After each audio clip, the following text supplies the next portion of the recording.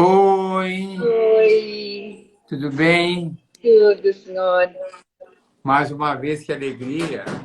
Pois é, eu fico tão feliz quando a gente Eu consegue também. fazer essas lives, porque as pessoas pedem e a gente atende. Eu acho muito legal. Eu achei que hoje houve uma inversão do tema que eu gostei. São dúvidas que são muito comuns, está cheio de perguntas aqui, muita pergunta, ajeitar aqui um pouquinho. É, Uhum. muita pergunta aqui e eu acho que são bem interessantes. E Eu até falei fiz uma live não, um stories, e até comentei que a gente vai tentar responder tudo, mas é muita pergunta, e às vezes a gente quer comentar as perguntas e aí acaba não dando para responder todo mundo, né, doutor? Mas Então é depois bem complicado. a gente dá sempre um jeito. É muito comum se for fazer live, as pessoas não conseguem ter as respostas, depois mandam direct e a gente responde. E se Exato. por um acaso não responder, continua perguntando e insistindo, porque às vezes a gente dá uma derrapada, muda de atenção, é outro caso. Então, realmente pode acontecer. Então, já é um aviso para quem estiver nos ouvindo, que se alguma pergunta não for respondida prontamente, aliás, aqui, eu gosto. Aliás, deixa eu comentar uma coisa, que muitas pessoas reclamam que eu deixo ligado essa parte visual que eu vou passando as perguntas.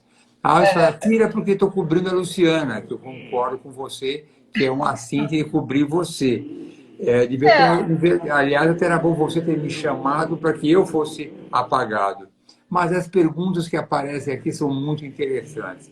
Os Não, é comentários importante. também são muito bons, né? Então, eu acho que isso é tudo muito bom. Agora, eu estou só com um pouco de inveja, porque o seu fundo está mais clean, liso, e o meu está muito cheio das coisas, muito. Só que eu tenho que Doutor, fazer é as simples, coisas. pega uma parede e está resolvido o problema. Mas eu não tenho. Eu estou trabalhando aqui. Aliás, agora faz alguns 2 minutos estava tomando uma bronca de uma das enfermeiras, porque se eu não tenho tempo para ela, eu tenho que conversar, que eu tenho. E você fica com essas lives aí, mas é assim mesmo. Mas ela está vestindo a camisa. Ah, não, legal. E o Roland, tá bom? Tá bem, tá bem. Ele leva as meninas para passearem. Elas estão assim que não param, né? Então eu Você sabe falei, vai dar uma que. voltinha agora.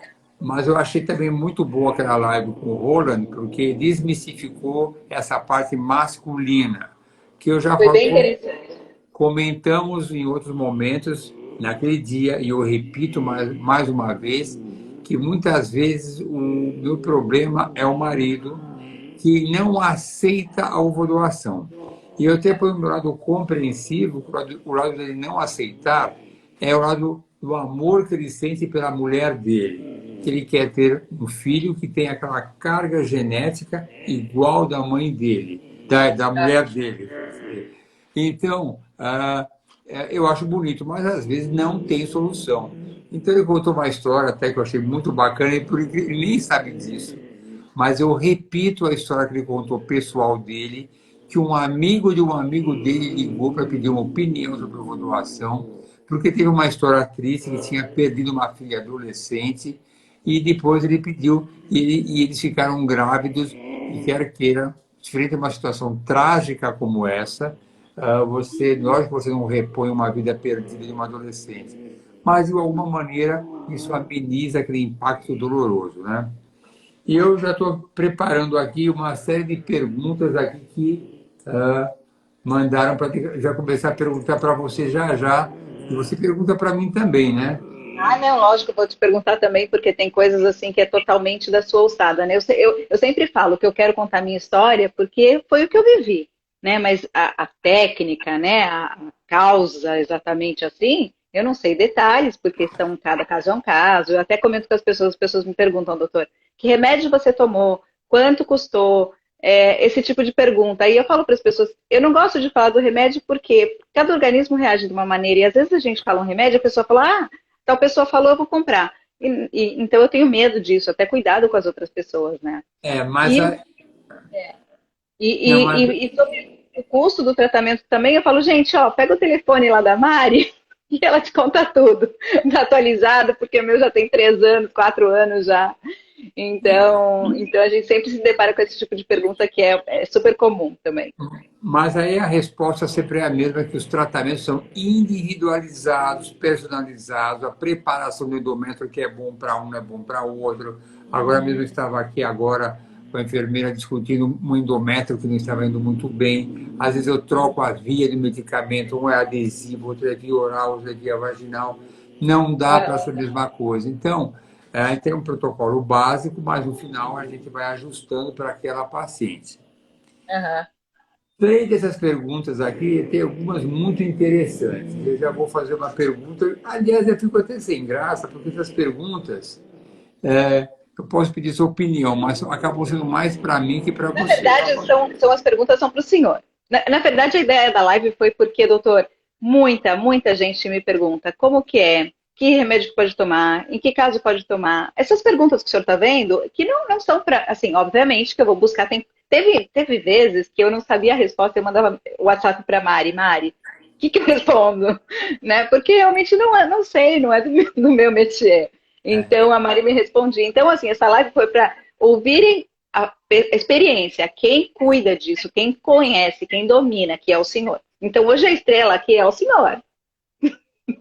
É você sempre. Mas a primeira pergunta é muito boa, eu adoro essa pergunta. Óvulos congelados ou óvulos frescos? Então, eu sei que a Luciana fez foi com óvulos frescos, não foi? A primeira foi com óvulos frescos e depois da última. Na verdade, doutor, qual que é a diferença?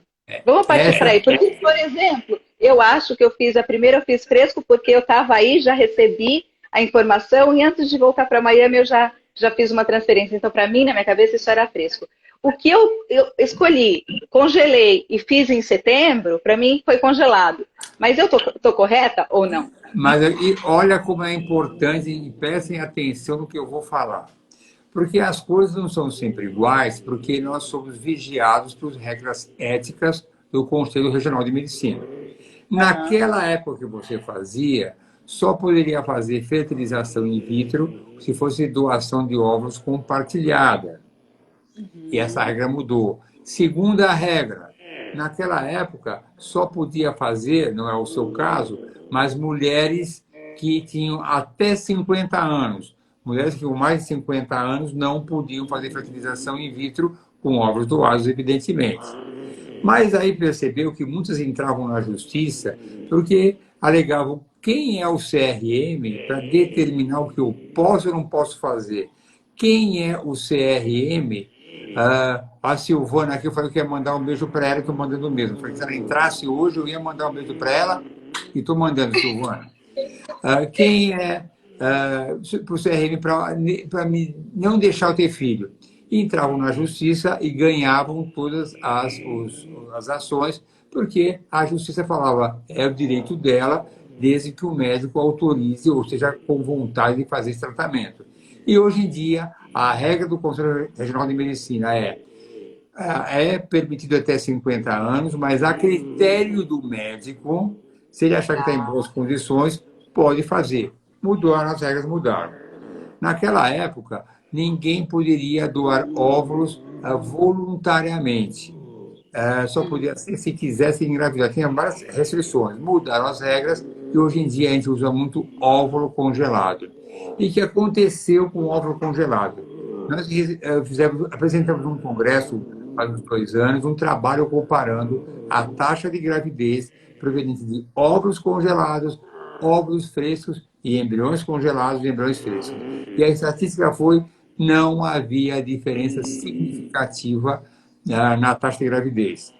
Então, a pergunta original é: usar óvulos congelados ou óvulos frescos? Isso vai depender também da clínica de reprodução que está acompanhando o laboratório. Se aquele laboratório tiver um ótimo protocolo de congelamento, como é o nosso caso, não há diferença estatística na taxa de gravidez. Se ela não tiver um bom processo de congelamento, faça fresco. Então, hoje em dia, nós usamos muito óvulos congelados, porque muitas pacientes querem saber quantos óvulos eu vou receber, quantos óvulos eu vou ter. Então, fica aquele número de óvulos já estabelecido por mulheres que doaram por alguma razão voluntariamente ou sequer doaram provenientes de uma outra fertilização, não queriam mais os ovos. Eu tenho mesmo agora um casal que, por motivos religiosos, não quer que fertilize mais do que 5 ovos, porque não querem congelar embriões. Então, nesse caso, vão sobrar, no caso, até um bom caso, vai ter uns 12 ovos, 14 ovos. Vão sobrar, se for o caso, 8, 10 ovos. Se ela engravidar de primeira, talvez ela queira doar esses ovos. Então, essa é uma das possibilidades. Mas a resposta final é, ovos congelados ou frescos, resposta é tanto faz, mas depende da clínica que está realizando o procedimento. Claro, o protocolo de cada um. Então é isso. Mas o seu Então, caso... deixa eu te perguntar uma coisa. Tem muita gente que me pergunta como que funciona, como que é a parte de óvulos doados. A primeira pergunta que eu faço para quem me pergunta isso é: você conhece doação compartilhada, ovo doação compartilhada? Porque foi a que eu fiz. Né? Então, assim, além de eu ter sido beneficiada, eu ajudei, espero ter ajudado alguém. Pelo menos a intenção a gente teve. Então, e ninguém pode saber, é anônimo, aquela coisa toda. Então, teve casos de mulheres me mandarem e falar: Luciana, eu tive, por exemplo, eu tive um embrião de uma doadora de 25, mas eu não sei o que é compartilhado. Então, assim, eu queria que o senhor colocasse uma diferença. Aí eu explico da minha maneira, né, que eu não sou, né, entendida do assunto, mas eu falo para as pessoas que a diferença é de uma e outra. Mas eu gostaria que o senhor dissesse isso. Qual que é a diferença da ovodoação compartilhada e da voluntária? É uma boa pergunta essa. Bem, às vezes a gente vai falando naturalmente e foge um pouquinho da essência que as pacientes querem saber. A doação de ovos compartilhada é quando tem uma mulher jovem, fértil, saudável. Geralmente ela tem um problema de fertilidade masculino, ela não tem problema de fertilidade. Ela precisa engravidar. Por exemplo, o marido tem uma vasectomia, por exemplo, né? E ela não tem uma condição financeira de arcar com o seu tratamento. Então é feita uma proposta: você doaria parte dos seus ovos se uma receptora te ajudasse financeiramente? Então, para nós é muito gratificante, já que, vamos dizer que a nossa bandeira aqui no PJ é ajudar a construir famílias, porque nós acreditamos que família é fundamental. E é muito frustrante você ver que uma pessoa que não tem uma condição financeira, por razões dela, porque é um procedimento que custa caro, não é nada barato, isso é verdade mesmo, e eu dou a oportunidade dela engravidar e dela ajudar uma outra pessoa que também quer engravidar. E é uma coisa muito emocionante, muitas receptoras agradecem muito a doadora por ter dado a ela a oportunidade de ser mãe, coisa que não seria possível se não existisse o processo de ovodoação. E uma coisa que você sabe, eu sei que você sabe disso muito bem, porque você cita frequentemente o nome da Mariana, que nós adoramos ovodoação. Então é uma coisa fundamental para a Mariana, que você conhece muito bem, as pessoas conhecem ela nesse processo. Nós gostamos demais dos resultados e das emoções que nós proporcionamos a esses casais, tanto a receptora como a doadora. E a doadora e o óvulo congelado é um outro lado que para mim é muito bom. Se vem uma paciente que tem que ser receptora e também tem um custo financeiro e ela não pode arcar com aquele valor. E aí ela fala: como nós somos assim esses ovos que ficam guardados, eu não vou chamar de banco de ovos, mas ficam só guardados com a gente, por alguma razão. Ela fala: se eu trouxer uma sobrinha, alguém da minha família que queira doar para outra receptora, porque não pode ser uma doadora conhecida, dá para eu amenizar o preço? Eu acho que dá para dar, porque ela doou voluntariamente e aquela receptora desses ovos vai amenizar o custo, então vai ser bom para todo mundo. Então, nós sempre procuramos arrumar alguma alternativa financeira para que as pessoas possam ter as suas famílias. Legal, legal, muito bom. Outras perguntas aqui. Tem uma pergunta aqui que a pessoa me diz: sempre ouvi que a ovorecepção é tiro certo, é verdade? Eu posso dizer que não, mas eu passo para o doutor Arnaldo. Você é o exemplo vivo que não, porque na sua primeira tentativa você não engravidou. Então, É muito comum as pacientes se procurarem, o casal me procurar mais o lado masculino, que fala, eu quero alguma garantia que vai dar certo. E a minha resposta é, a única garantia que eu dou é que ele vai fazer o melhor que puder, mas eu não tenho esse poder divino de garantir algum resultado. Nada é garantido. O nosso empenho é total, mas independe de outras possibilidades, né? Às vezes a pessoa tem alguns embriões congelados, você transfere o melhor embrião e ela não engravida. Tem mais um embrião que é menor, é pior, vamos chamar assim, e aí dá certo. Então não existe uma regra clara que é garantido, não é nada garantido. A taxa de gravidez média de ovulação, a última que nós fizemos deu 66, alguma coisa, significa cada 3 mulheres que fazem fertilização por ovulação, 2 vão engravidar e uma não vai. Essa é uma estatística nossa, que é 66,5%, foi a última que nós tivemos de 2019. Tem uma perguntinha aqui, essa também eu adoro quando faz essa pergunta. Fazer biópsia no embrião. Olha, essa eu respondo e eu respondo com muita... Eu não fiz. Assim, a ovodoação é proveniente de um óvulo de uma mulher jovem. Mulheres que têm, vamos colocar, numa média de 25 a 30, 32 anos no máximo. Estatisticamente, a chance de ter algum bebê com problema é muito pequena. É muito pequena, muito pequena.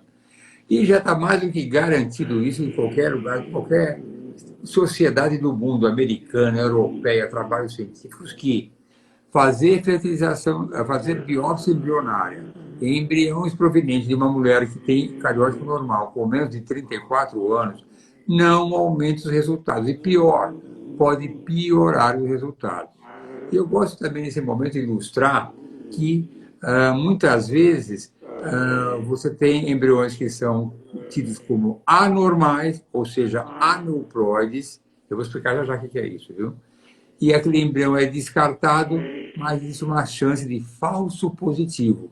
Deu o resultado que ele era alterado, mas não era. Nós temos exemplos de pacientes que, por alguma razão, o embrião deu alterado, uma alteração pequena, e ela fala, eu quero transferir assim mesmo.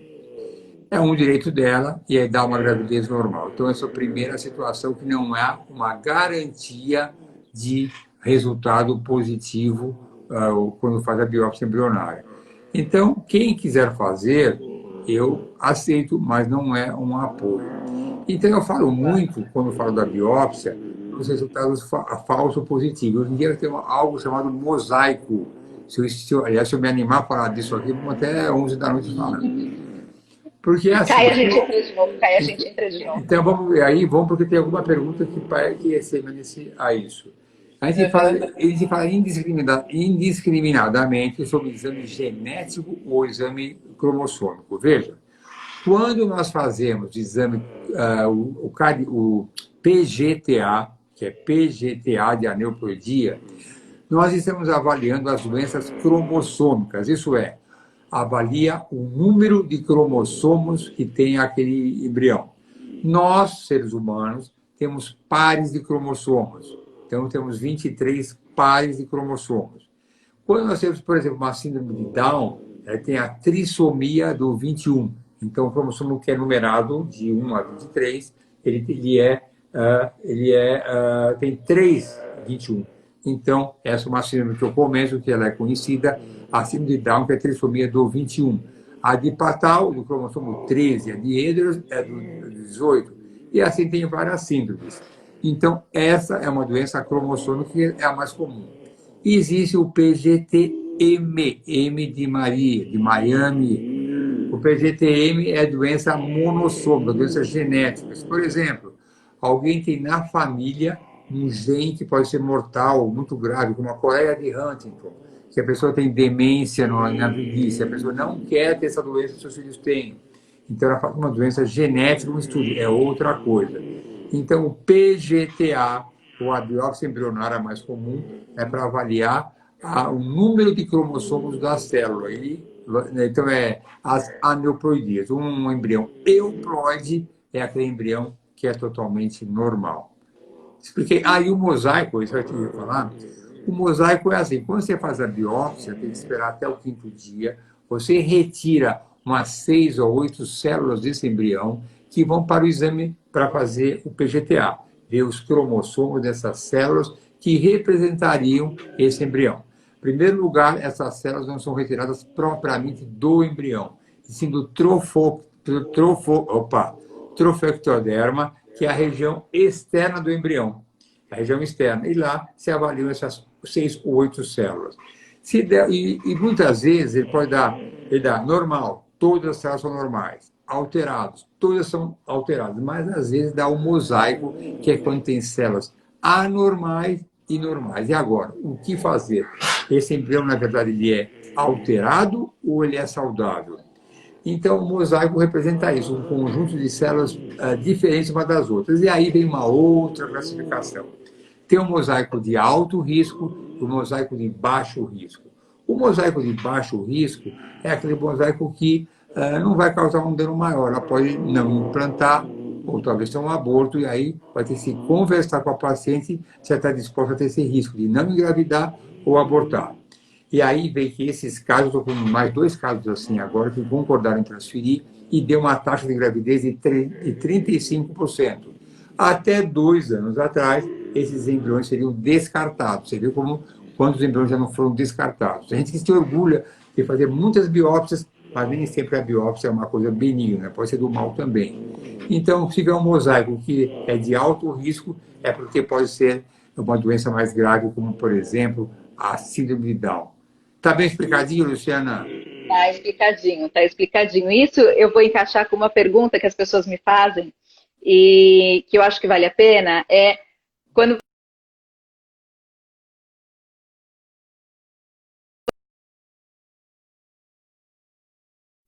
a doar os óvulos dela. Olha, aconteceu alguma coisa que caiu, peraí, e ficou tão baixinho o seu som. Ah, melhorou? Vamos ver. Fala, Tá pode melhor? falar. Agora Está tá meio bem? baixo, mas não sei porquê. Acho que o meu celular avisa Acho que é meio que eu tire o estranho. Bluetooth. Não, mas ficou de Quer que eu tente repente. tirar o Bluetooth? Vai falando que eu estou ouvindo.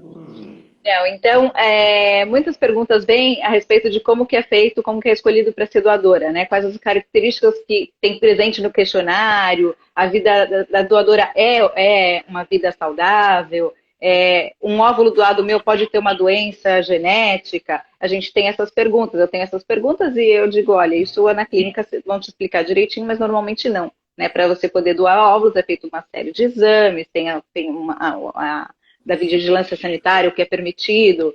Então, assim, se o senhor puder falar disso também, Eu para a acho, gente. eu acho uma pergunta excelente, muito, muito boa mesmo, porque também essa é uma das dúvidas principais que tem e devem ser respondidas. Então, todas as doadoras passam pela mesma avaliação que alguém quer ser mãe. Então, a receptora, todos os exames são feitos criteriosamente. Nós temos o máximo respeito por quem vai gerar essa criança. Tem exames que não são necessários pela Anvisa ou pelo Conselho Regional de Medicina, que nós fazemos. Por exemplo, cariótipo. Cariótipo é o mapa cromossômico que a pessoa tem. Então, se eu tiver uma mulher que tem uma translocação, que é uma inversão do cromossomo, ou uma inversão, essa mulher pode ter um risco aumentado de provocar uma síndrome de Down. Então, ela não pode ser uma doadora. Tem clínica que não faz o cariótipo, que eu acho particularmente uma coisa muito errada, porque eu quero ter certeza que o óvulo que eu vou receber, ou a mulher vai receber, tenha pelo menos os cromossomos normais. Para ter uma ideia, tem mulheres que usam o óvulo doado porque ela mesma tem uma alteração cromossômica, forma embriões alterados e não engravida. Então, o que ela mais quer da doadora é que ela seja cromossomicamente normal. Ela faz também todos os exames de doenças infecciosas, todas, que a mulher que vai receber faz. Sífilis, hepatite, HIV, todas ela faz. Fazemos uma avaliação médica criteriosa quanto ao seu potencial reprodutivo, seu hormônio antimileriano, avaliamos seus antecedentes familiares, tudo isso é avaliado da maneira melhor possível. Ela tem o seu hormônio antimileriano para se avaliar, a reserva ovariana dela, para ver se ele é uma boa doadora. Tudo isso é passado com o máximo critério. Então, ela tem um laudo ainda, que nós avaliamos, que ela descreve as características físicas dela.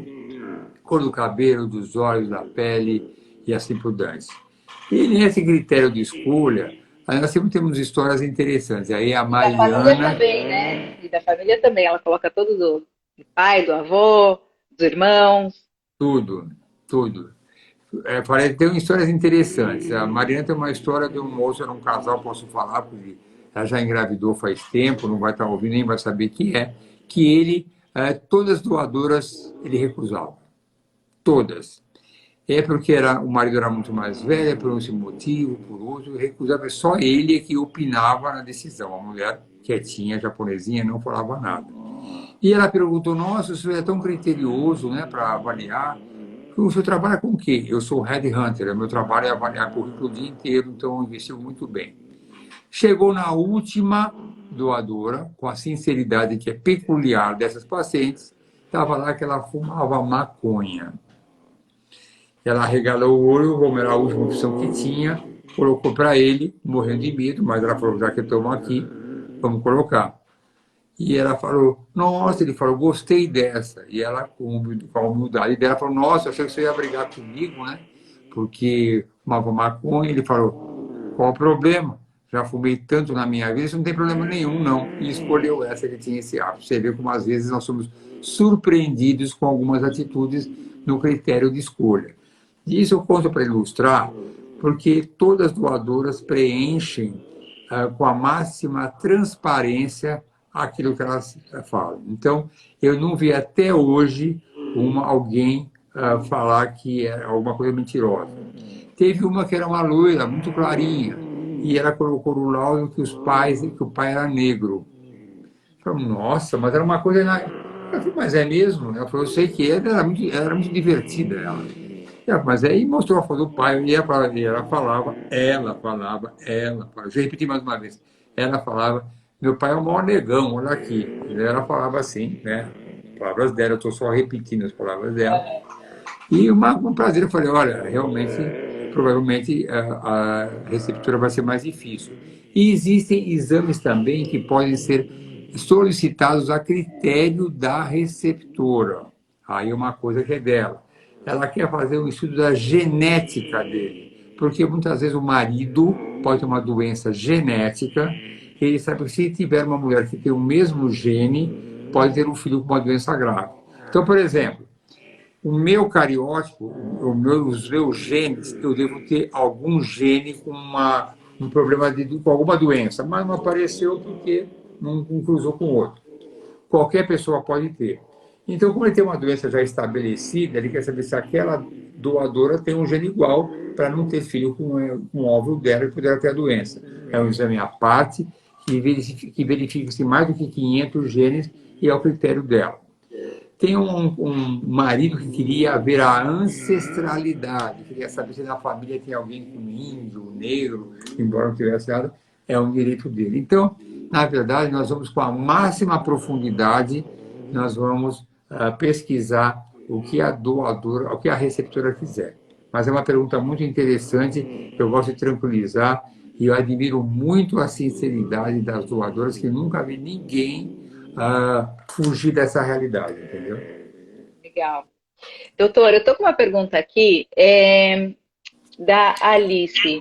Ela coloca aqui que no Brasil é vedada a venda dos gametas. E acontece que hoje há a possibilidade de você importar de outros países onde a venda é permitida. Aí ela está te fazendo uma pergunta. O doutor já realizou o procedimento do RHA com gametas importadas? RH, o que é? RH. Não tenho ideia. RH, reprodução assistida, não sei o que. Bom, o negócio é o seguinte, mas para responder a pergunta, existe hoje em dia, isso foi uma mudança estrutural que tinha nos congressos, que você antigamente você ia, num congresso sempre tem a parte científica e tem os estandes comerciais. E de uns anos para cá aumentaram muito a reprodução humana assistida. Tá bom, Alice, tá bom, eu não sabia, tá bom. Então, assim, hoje em dia tem vários estandes de banco de ovos internacionais, muitos. Tem o Egg Donor, tem o do IVE. todos as pessoas procuraram para importar o sêmen. E o sêmen, desculpe, o zoonose. Na verdade, para o nosso caso aqui, não há nenhum benefício. Eu tenho um contato direto para trazer ovos do IVE da Argentina.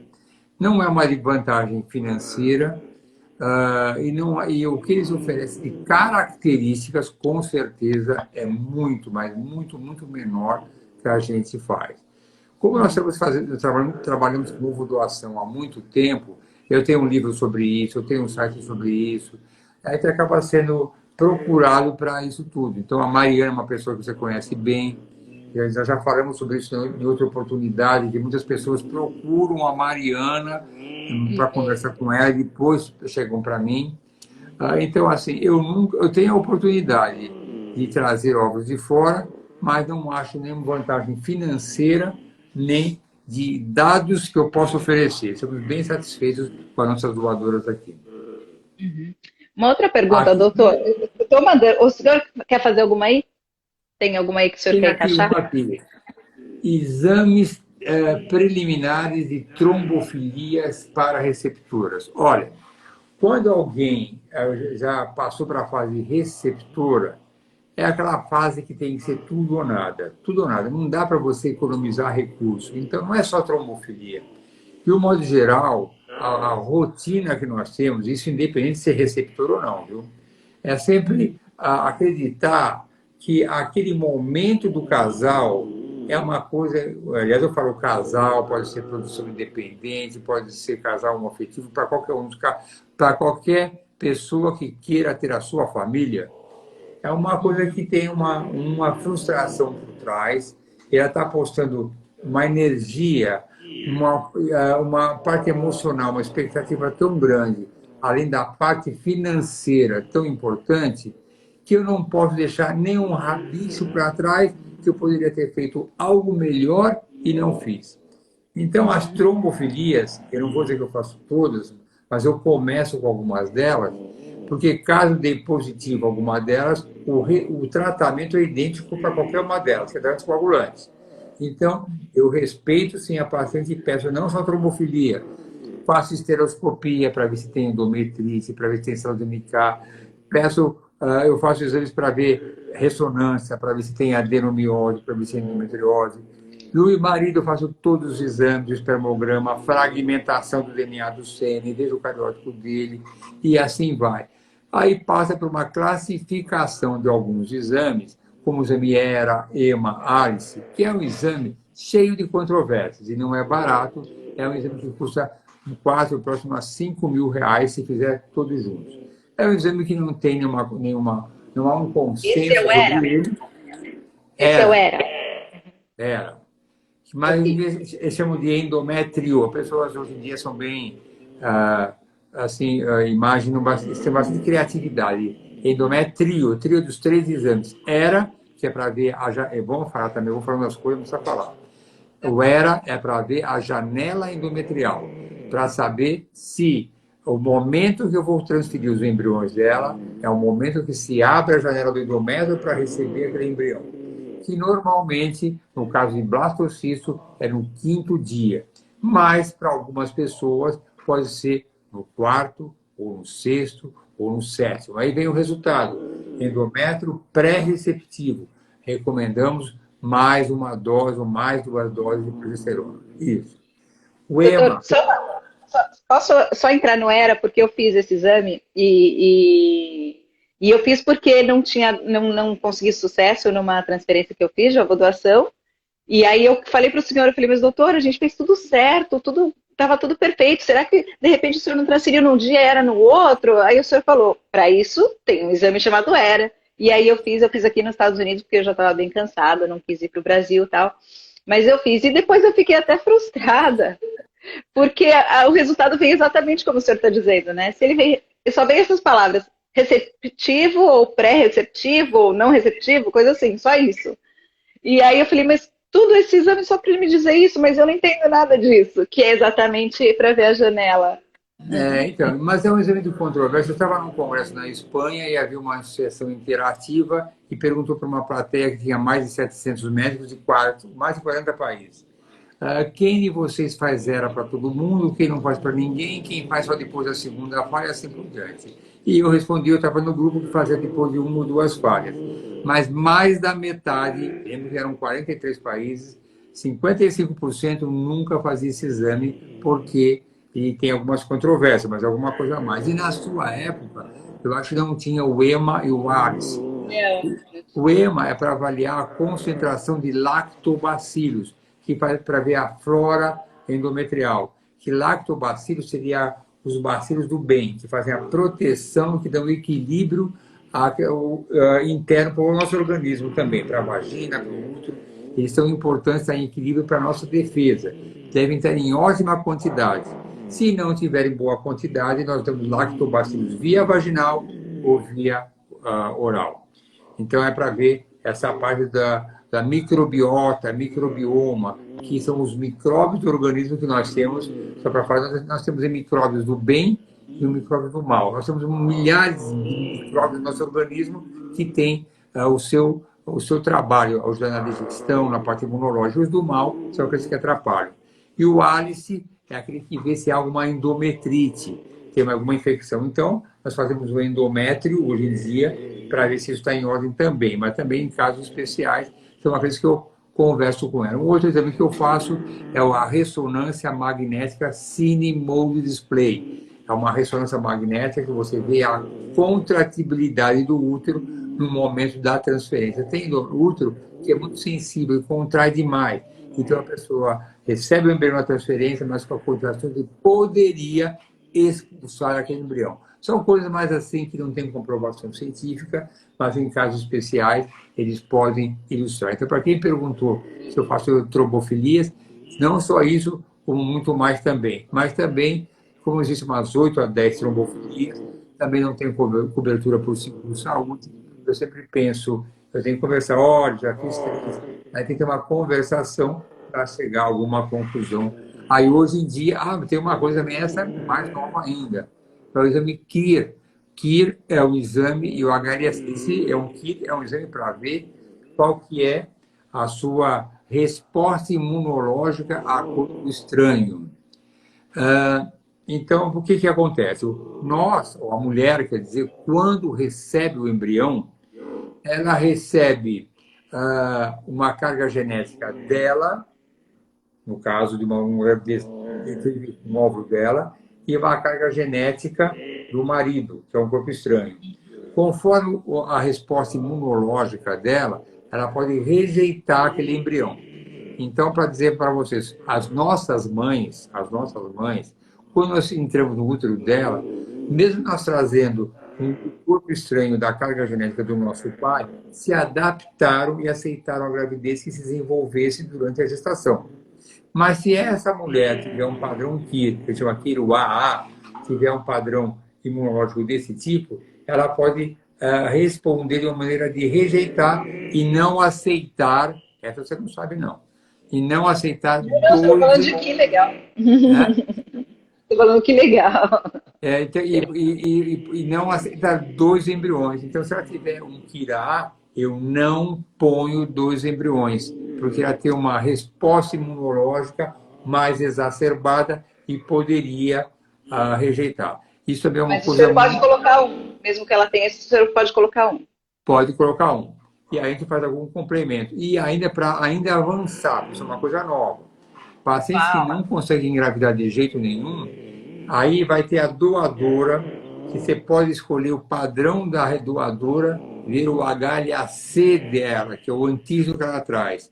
Se for o HLA-C C2, por exemplo, aí também pode haver uma rejeição mais agressiva, então tem que escolher uma doadora que seja C1, C1. É extremamente complexo, a gente não usa, isso é uma coisa bastante avançada, não é usual, porque senão ainda é uma coisa, mas é uma coisa muito ainda em estudo.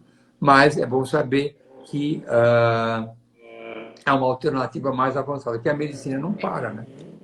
Não, eu fico bem feliz, porque isso mostra o quão a medicina é avançada.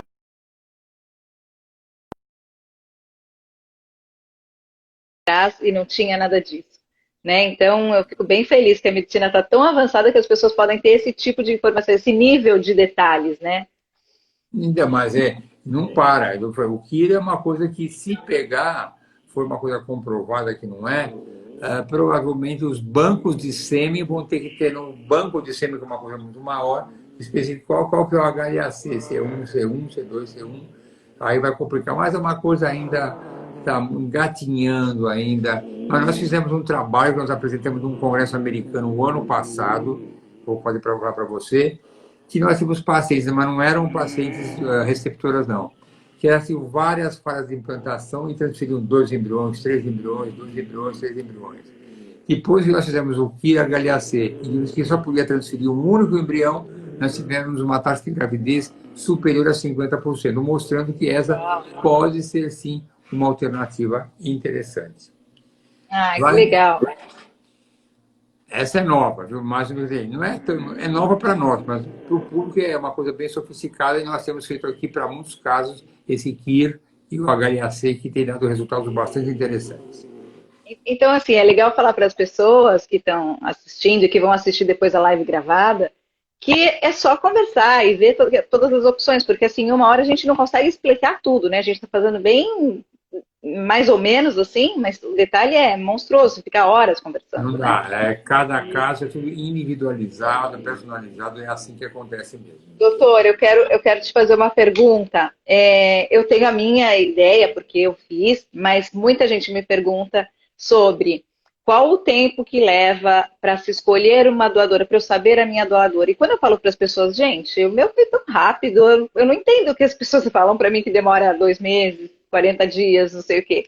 Porque eu fui lá, conversei, escolhi, acho que na mesma semana ou no mesmo dia já falou, ó, já tenho ela só precisa estar na janela, entrando no período para ela passar por todo o processo de medicamento, isso vai demorar, sei lá, um mês, a próxima menstruação. Então, falei, aqui deu certo, por exemplo, com 2 meses e meio, um mês e meio, um mês e meio. Eu já sabia quantos embriões eu tinha. Então, só que eu acho que isso depende muito de clínica para clínica, cada um tem seu protocolo. Então, se o senhor puder falar sobre isso, assim, qual o tempo que demora, como que funciona exatamente, e se é possível realmente ter tão rápido mesmo. Eu tive. Não, assim, lógico que depende de clínica para clínica, você falou 40 dias, tem umas que demoram 6 meses, um ano e meio. Uhum. Mas aí é aquilo que eu falei para você.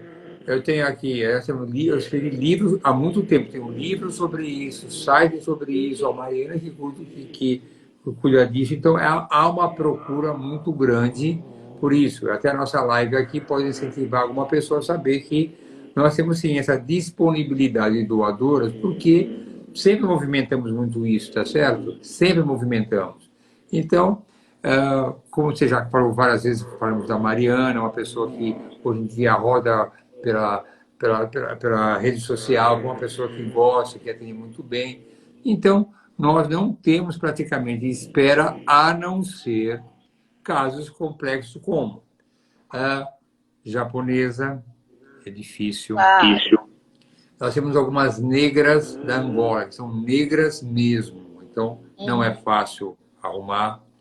Você pega aqui para nós aqui, uma pessoa loira, loira de verdade, né, de olhos verdes, é mais complexo, arruma, mas demora um pouco mais. Às vezes eu pego pacientes que têm sangue AB. O sangue AB é um sangue que só 10% da população tem esse sangue. Também é um pouco mais difícil. Tem algumas Aproveitando esse características, mas o senhor falou do sangue, aproveitando o gancho do sangue, só para a gente não viajar muito, tem a ver, você escolher a doadora com o mesmo tipo sanguíneo, dá mais chances ou não tem nada a ver? Isso tem uma pergunta aqui dessa. se é chance, não tem nada a ver. Mas é bom você tocar nesse assunto também, que muitas pessoas falam, eu vou contar, eu vou dizer como é que acontece, eu vou contar para o meu filho que foi ovo doação. E muitas vezes tem um sangue mais raro, que é mais difícil para ela, uma japonesa, e fala, alguém perguntou se sangue O positivo demora, mas nem um pouquinho, mais fácil que tem, viu? O meu foi O positivo. Então, já respondi, já vi rapidinho, já está respondido já. O positivo é fácil. Então, eu falei, eu vou contar. Eu sempre falo, eu tenho que fazer da melhor forma possível porque às vezes a pessoa pode não querer contar no futuro. Então, eu faço tudo, e você sabe disso, para sincronizar, para que, se ele achar que não deve contar no futuro por alguma razão particular, não conte. Mas, às vezes, a pessoa prefere as coisas caminharem para tomar essa decisão. Então, eu sempre faço para que dê tudo certo. Agora, achar que se... Vamos supor assim, o homem é A e a mulher é O. Então, a doadora pode ser A ou O, mas não pode ser B, porque ela não pode ter um filho com sangue B, teoricamente, se ela não quiser contar para essa mulher, para essa criança que é. É uma coisa que é dela, mas eu faço tudo para que haja uma sincronia perfeita entre o pai. Aqui, sangue A negativo é complicado? Não, não é não. O mais complicado é quando é AB. A negativo, lógico, depende muito do esposo, né, do marido, que aí tem que ter a combinação. Então, é isso que não há nenhuma perda de chance de gravidez se for o sangue não exatamente igual, tem que combinar. Eu vou botar aqui, deixa eu ver aqui. Que alguém falou aqui, queria ver um modelo desses formulários que a doadora preenche. mariana@ipgo.com.br. Ela manda para vocês por e-mail. Fala com ela. Como é que é? Tem uma pergunta aqui que mandaram aqui. Essa pergunta é boa também. Mandaram aqui sobre o mix. Mix é uma situação que é muito interessante. Tem muitas mulheres que, na hora de aceitar a doação, elas sentem... sabe que precisa, mas tem uma dorzinha na alma, o marido também não ajuda muito a aceitar. Então, ela tem alguns óvulos e ela fala, eu posso fazer o mix? Isso é, eu quero ter embriões meus e embriões da doadora. Então, eu posso ter... alguém pode dizer, materialização, deixa eu responder, isso aqui é legal. Fala que tem que ser o mesmo tipo sanguíneo, não é que tem que ser igual. Tem que ser um tipo de sangue compatível com o casal. Não é isso. Então, porque com certeza, se essa moça que teve, um exemplo, olha, se a mãe da receptora tem sangue A, a mãe da receptora, mas o casal tem sangue O, pode ser, bom, eu não sei a mãe. Se a mãe tiver sangue A e o pai tiver O, essa criança pode ser tanto sangue O como sangue A. Então, o CRM tem que ter um sangue compatível, não igualzinho. Isso não é impossível. Nenhum casal que tem sangues diferentes tem o sangue igual da mãe. Mas, voltando ao mix, é uma alternativa que muitos casais amenizam aquele impacto de não quer... eu não quero...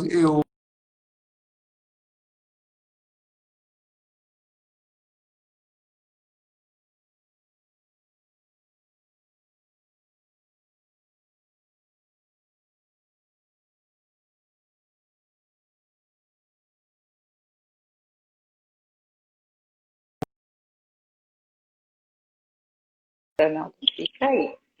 Vai embora não, fica aí que eu te chamo de novo. A gente fica mais 1 hora aqui.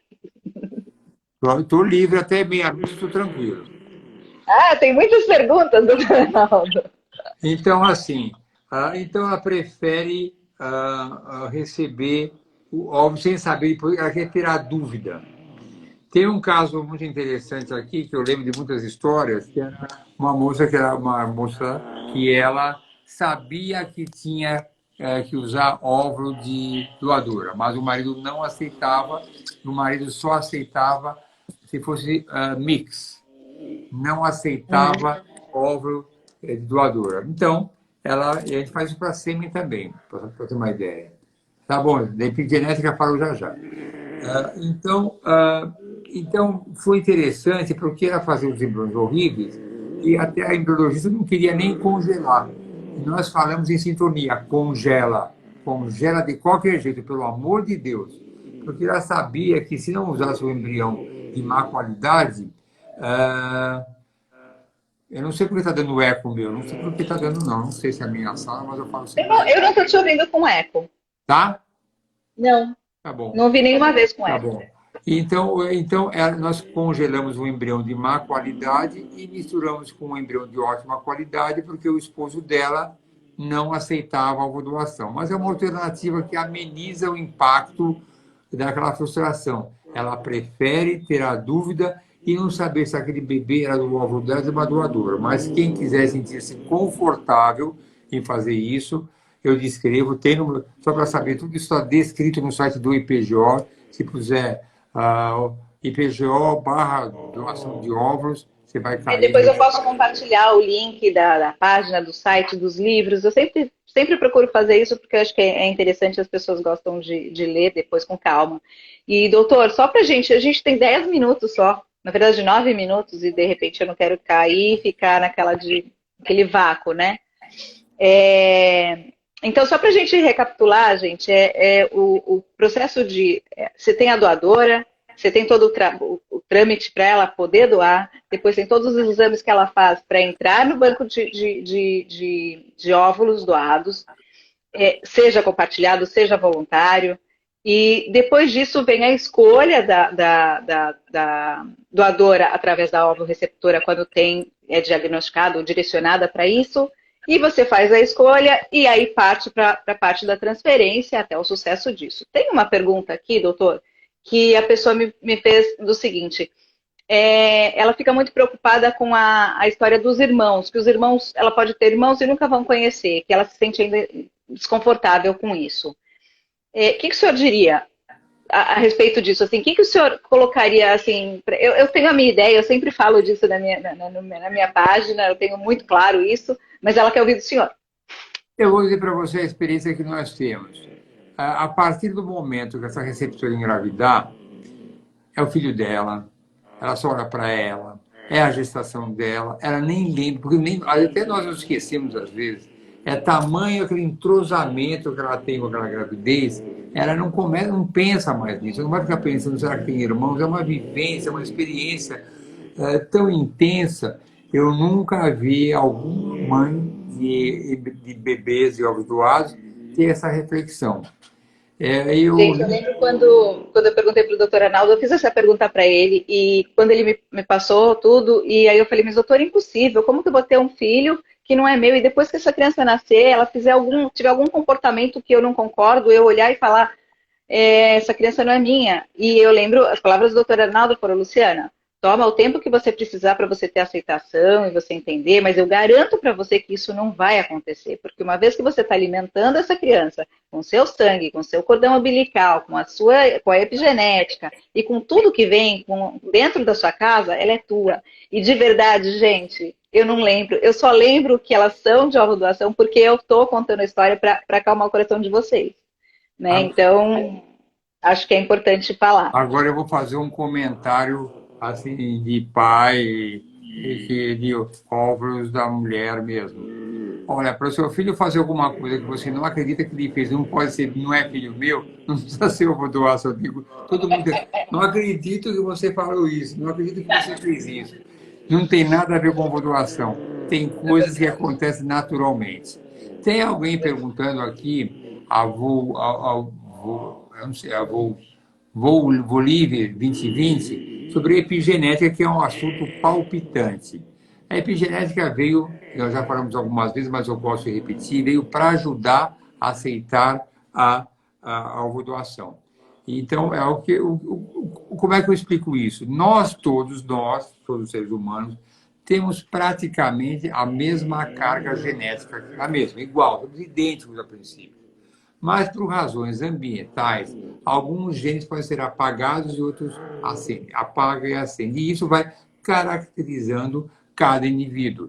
Então, eu sou diferente da Luciana, mas porque eu tenho alguns genes meus que são acesos, que ficam mais iluminados, e outros se apagam, e essa epigenética é aquele gene se exteriorizar e o outro não. Então, o que nós acreditamos, e isso nós percebemos na prática, que dentro do útero materno, essa influência do útero da mãe que está gerando faz que alguns genes semelhantes aos seus se acendam e outros se apaguem, uma maneira simplificada que eu estou falando. E isso vai fazer que muitas crianças, é muito comum, elas tenham características muito semelhantes à mãe que está gestando. Eu tenho uma história, sempre eu conto, uma que chamou muito a atenção do poder da epigenética, quando nem sequer se falava em epigenética, eu já contei algumas vezes, e uma paciente que era obesa, tinha um rosto muito redondo, que parecia uma lua até. Era bem assim, redondo, bem redondo. Fiz a fertilização, alguém semelhante a ela foi ganhar bebê em outro estado, ela era de outro estado, e passou o dia, ela mandou a fotinha do bebê dela no colo, me mandou uma fotinha dela. E o bebê era igualzinho a ela, com essa característica daquele rosto redondo que parecia uma lua. Era uma coisa muito interessante mesmo. Então, eu acredito na epigenética. É lógico que o lado paterno, que de alguma maneira pode prevalecer, eu lamento se a coisa acontece, eu brinco assim com as pacientes, porque eu sou médico da mulher, eu sempre torço para que pareça com elas, mas às vezes acontece, então de brincadeira eu falo isso, mas é uma coisa bastante interessante e vocês devem acreditar que isso ajuda muito a aceitar a gestação. Nós temos só mais uns 3 minutinhos. Eu não sei se Posso te fazer mais uma pergunta, doutor? Pode. Que a gente aproveita aqui. A Leila está perguntando se menina jovem faz ovorecepção. Eu posso responder porque eu conheço 2 pessoas com 30 anos que fizeram. Então pode, depende do problema que a pessoa tem, independente da idade. Tá? E a outra pergunta que eu quero que o senhor explique, se puder, né, se tiver tempo, é quantos óvulos uma ovoreceptora pode transferir? Eu sei que eu poderia, pela minha idade, até 4, mas eu transferi 2 por segurança e porque o senhor sabia que estava bem encaminhado. Mas existe uma regra, né? Só estou ajustando porque tem um pouco tempo. Quantos embriões, certo? Para ficar bem claro. Quantos embriões, Quantos embriões o senhor vai fazer a transferência? Olha, prevalece a idade da doadora. O fato de restringir pela idade é porque quando o óvulo é dela mesmo, você pode exagerar um pouco mais para aumentar a chance. Mas eu tenho uma doadora de 28 anos, por exemplo, nós colocamos no máximo 2. De um modo geral, eu tenho incentivado muito colocar 1, porque aquele embrião que fica, ele poderá ser usado numa outra oportunidade. Então, assim, nós colocamos 1 ou 2. Pode ter 48 anos, 1 ou 2. Então, não ultrapasso isso. 3, só se o embrião não for muito bom. Casos muito, muito, muito excepcionais. Já fiz isso. Eu vou contar rapidinho de uma angolana, que vou falar bem rapidinho olhando para o relógio, que era muito brava mesmo. Quero botar 3, doutor, porque não aguento mais, mas ela foi muito incisiva. Tá bom, quer botar 3, põe os 3, ela quer. E aí o que aconteceu? Não só botei os 3 implantaram e se dividiu um deles e ficou com quadrigêmeos. Bom, deu tudo certo, nasceram, foram maravilhosos, mas poderia não ter dado certo, porque quadrigêmeos sempre é uma gestação de alto risco. Luciana, vamos ter que dar boa noite aqui, porque já vamos sumir com a gente aqui. Adorei. Se você quiser qualquer tema ligado a esse que você gosta tanto, uma outra visão, estou disponível. Eu achei de hoje até a melhor de todas, quase. Porque... Eu também acho. A gente deixou um monte de gente sem resposta, mas a gente pode fazer outras. As pessoas vão mandando para a gente vai respondendo à medida que pode. Mas eu acho que era muito necessário esse tema, doutor. Obrigada pela sua disponibilidade, da Mari também, que sempre me ajuda. E é isso. Eu estou aqui para ajudar. Eu prometi para mim. E eu estou aqui fazendo o que eu me comprometi. Um beijo para todas e deixo assim, vou mandar para o meu Instagram, o da Luciana, que a gente responde prontamente, tá bom? Um beijo para você, para o Roland, para as crianças, tudo de bom. Até mais que bom tirar a gente do ar já, tá bom? Obrigada, beijo. Beijo, tchau. Beijo, Mari. Tchau. Tchau.